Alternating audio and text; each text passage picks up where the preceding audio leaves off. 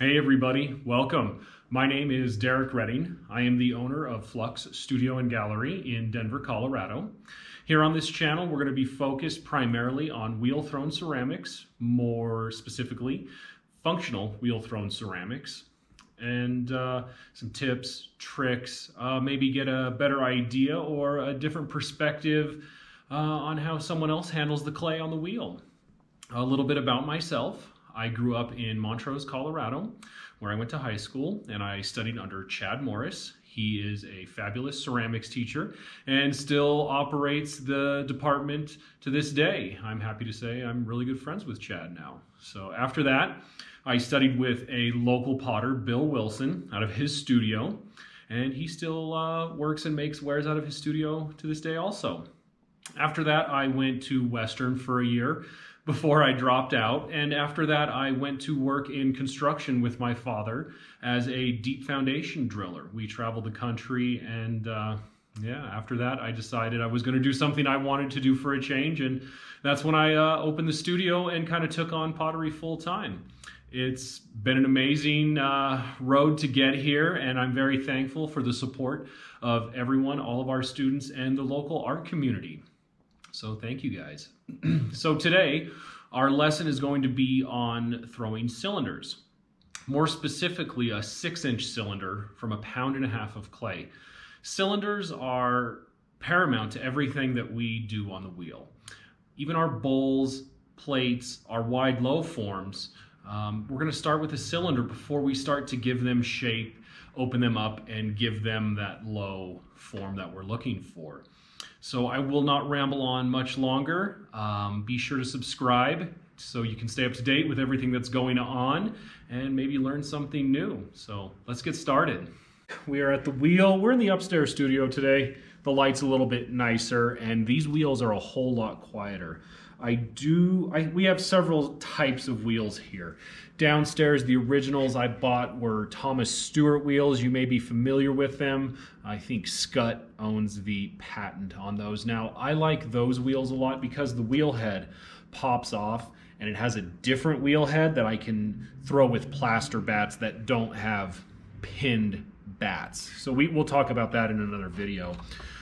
These are just really quiet, and so that's the main reason I wanted to come up here and do the cylinder for you guys. So real quick, I'm just going to go over, this is about 90% of what I use on all of my work. There's a few other tools, some of the larger platters, I'll use some longer ribs, but really this is about what I use for everything. So wire, we're going to need to, we got to prep our clay, we cut it off out of the bag, and then we're going to cut our cylinders in half. It's a good practice if you're not keeping things, or if you're going to trash something, to wire it in half, and do check the consistency of your wall. A sponge, obviously, for water. This is my favorite rib. I use this really on everything. This is by Mud Tools, and if you're familiar with Mud Tools, they have a scale of firmness by color, and I think it starts with the red. The red is going to be the softest, and then it goes yellow, and then green, and they're a little more firm, and then blue, which is very stiff. It's almost as stiff as like a wooden rib, but you have the nice, it's nice and thin, so that can be helpful. But I like it to be firm, but yet have a little give to it. So this is a really special rib. And then again, another Mud Tools. This is one of their fancy sponges. I think these are about $7 a piece. It's the same material as a makeup sponge. So if you have some larger makeup sponges, or can get your hands on those, that would work. Also, I've had this for a long time though. I've had this for over 4 years, and it still is holding up good. This tool, along with the green rib, these are the two tools that I really can't work without. I call this the metal rib of death for obvious reasons, right? This will take the place of my needle because it has a point on it. I like the shape of this one, so I don't need a needle if I have this around. But I'm able to just clean and smooth the contours and sides of the pot really well with this. I can take the throw rings out, any small embellishments or blemishes that I want to remove and just kind of have a nice clean surface, this is the tool. But as I'm using it, clay does build up on the edge, and that's what you have to do, is come in here and squeeze this off. So that's when you can get into trouble, and I've done it before, and I'm sure I will do it again.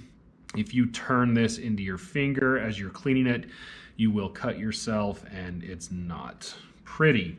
It's usually in a spot on your hand or finger that you need to use a lot. So please be careful when using the metal rib of death. So those are the tools. This is the clay I'm using today. This is a dark stoneware. It is called CN1 from Rocky Mountain Clay. It is a grit-free, grog-free, iron-rich clay. And I like it because when we fire this in the gas kiln in reduction, it brings out a beautiful, deep, rich earth tone and affects the glazes in a way that I find very appealing. So we use about 3 different types of clay in the studio, and we'll go over all that at a later time. So when preparing your clay, this is already wedged, and I have now kind of squeezed it and formed it into a ball.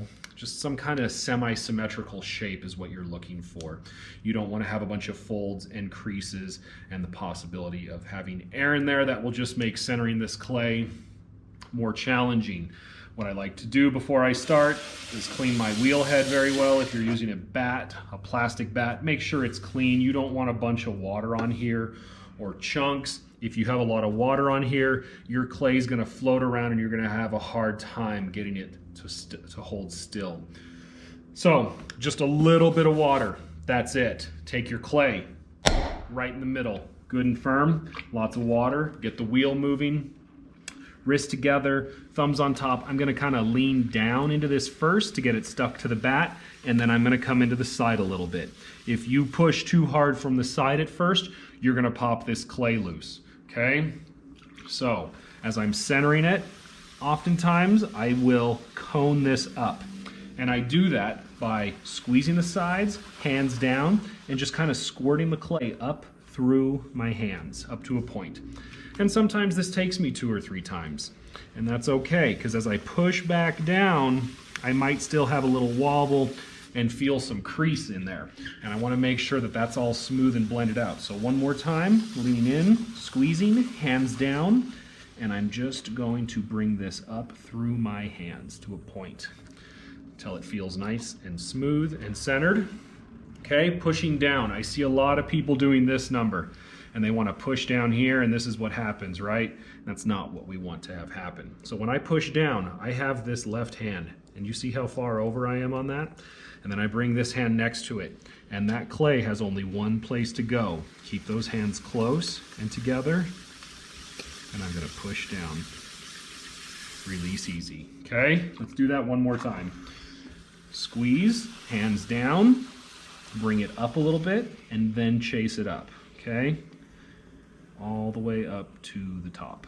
Good. Okay, now back down. Remember that thumb. This is important. If you're back here like this, you're going to lose it. Okay, steady, controlled, stiff-armed. Push. Release easy. Leave the wheel spinning. Okay, how do you know it's centered?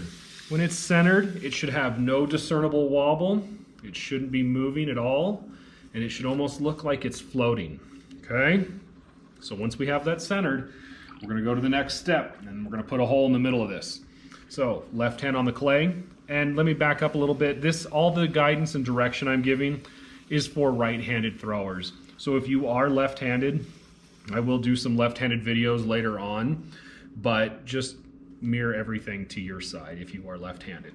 Okay, so left hand on the clay, 2 fingers. I'm going to shoot right through the corner of my index finger and my thumb while my left hand is on the clay. 2 fingers here, fingertips on top. I'm going to find that center first. It's going to dry, keep water on it. I'm going to take those 2 fingers straight down, push. And as I go down, I'm kind of widening it just a little bit, but I want to stay in the center. Okay? Don't go through the bottom. How do you know when to stop? Well, Stop when you know that you have plenty of clay still, and we can measure it. Take your needle, overhand grip, don't be doing this number, overhand grip, poke the bottom, run that finger down, lift it out. That's a little thick right now. We want to be somewhere in about a 1/4 inch territory, so I'm going to push that down just a little bit more. Okay, 1/4 inch is good. A 1/4 inch is a good thickness for trimming a foot on the bottom, or it's an okay thickness if you want to just leave the bottom flat. But a 1/4 inch is a nice place to be. Okay, so now we've centered it, we've opened it, and now we're going to stretch this out. So left hand back on the clay. I'm going to take these same 2 fingers and I'm going to curl them. I want to focus on pushing the bottom out. As I curl, I'm not raising up and I'm not squeezing the clay into this hand. If I squeeze this clay into this hand, it's going to shoot up and get off center. So we want to be very careful as we're curling our fingers back that I'm gently, immeasurably backing this hand up as well while staying against the clay. Okay? So let's open this up a bit. Fingers down, watch real close, and I'm curling the bottom out. Do you see that? Going out, out, out. And I'm staying flat on the bottom. Okay? This is our chance to clean the bottom. This is our last chance before we start pulling this up to clean and level the bottom. I can use my fingers. I can use a sponge and come in here and kind of clean this up. Or I can use a rib and really get it nice and clean at the bottom. I think I'm going to open this up just a little bit wider. Not much. Good. I guess a good measure for 1.5 pounds is your sponge should fit comfortably inside with maybe a finger's distance between the sponge and the wall of the pot. So we've centered it, we've opened it, and the last thing I'm going to say about opening is if you can see inside here, I want the wall of the pot to be 90 degrees to the floor of the pot. That gives me a good place to bite without having this hand just kind of run up the side. You want to be able to squeeze and grab this clay. If you can't latch onto this, you're not going to be able to bring that thickness up to the top. Okay, one last pass here. Just clean this up really good. I've got a nice 90-degree corner. I've got a good thickness on the bottom.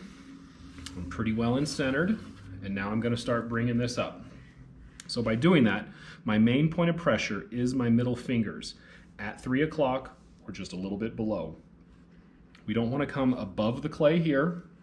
We don't want the clay to drag us as it's spinning. We don't want to come up here. So it's really important. This is kind of your safe arc to stay in. If you're right-handed, between 3 o'clock and 6 o'clock. I actually pull a little bit lower. I'm going to be down here, but this is a good, safe spot to start.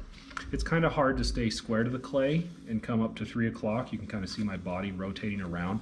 So that's kind of why I drop back a little bit. It keeps me square to my work, okay? Also, when I start, I will use the sponge a little bit, okay? I like my little fancy sponge. So my main point of pressure is my middle fingers. However, I'm going to have my hands close and low together. I've got 3 points of contact. I have my thumb down and I have my pressure fingers touching against that thumb. So I'm going to squeeze and lift. I know I said middle finger, but I actually kind of have my index finger leading right now. Okay, so here we go. A little bit of press, slow the wheel down. Press, hold that pressure, do not increase, and lift. All the way through the top. Release easy. Okay, notice how I'm kind of building in an upward and inward form. That's good for a cylinder because the spinning force wants to make the clay expand, right? And so if that clay gets too wide, we'll never have the ability to bring it back in and get our height without having it wobble and flap and possibly collapse. So keep that cylinder tucked as you're going up. Okay, a little more water. Just below 3 o'clock, elbows down, press, hold that pressure, lift.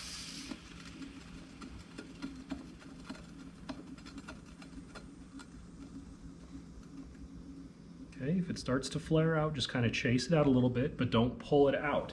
If you fight it too hard, your pot's going to start to do this, right? And we want to keep it nice and round. So just let it flare out a little bit. It's okay, because we can come back in here and tuck it with our hands. Okay, just bring that back, and now we're back in that upward and inward form. Okay, I'm going to drop the sponge and just use my hands now.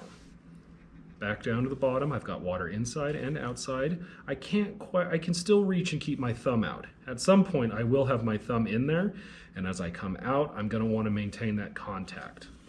Here we go. Back at the bottom, press, hold, lift.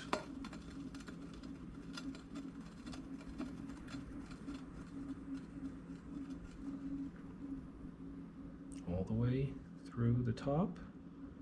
Let it flare a little bit if it has to. Release easy.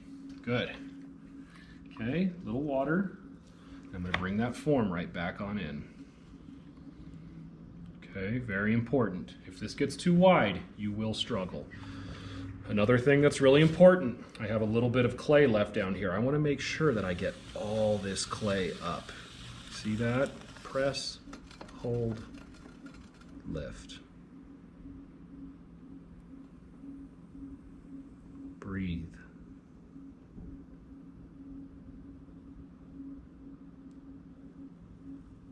Release easy at the top. Go all the way through the top. Okay.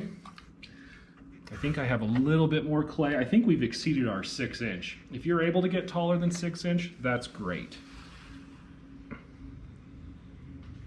It will help if the clay is a little more firm to get a little bit taller than 6 inches.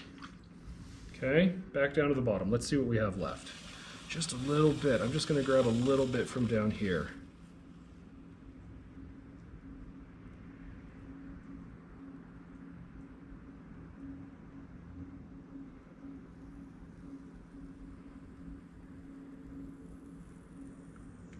Where it gets thin, just kind of fake pull through it. Okay, release easy. I think that's all the clay I have. I don't think I can go much taller. So now, here's something that's really important, especially if you're throwing on these plastic bats. We want to keep the water bailed out from inside. We don't want a bunch of water pooling in the bottom. And I can't quite get my hand in here because my cylinder's a little narrow and I don't want to mess up the walls. So I'm going to show you guys a little trick here. Take your round sponge, fold it in half, run it through, back through, and then up and in. Kind of like putting a worm on a hook, right? Okay, so now I have a sponge on a stick, and I can just dab that water out of there and keep that water from pooling. If you allow that water to pool in there for too long, it will eventually erode and eat away at the bottom, and then, well, we know what happens after that, right? So we want to make sure we don't have a lot of water pooling in the bottom of our pot. Okay? All right, so this is pretty straight, but I'm going to put a very critical eye on a cylinder. I always do. Cylinders have parallel walls, right? So if we put our critical eye on this pot, we can see that it kind of swoops in, and then it kind of comes out, and then back in a little bit, right? So I'm going to take this guy, and I'm going to try and straighten this as much as I can. So I'm going to put this straight edge up against the pot. My left hand is going to be inside, middle finger up against the spine of this rib from the inside, just kind of cleaning and straightening as I go up.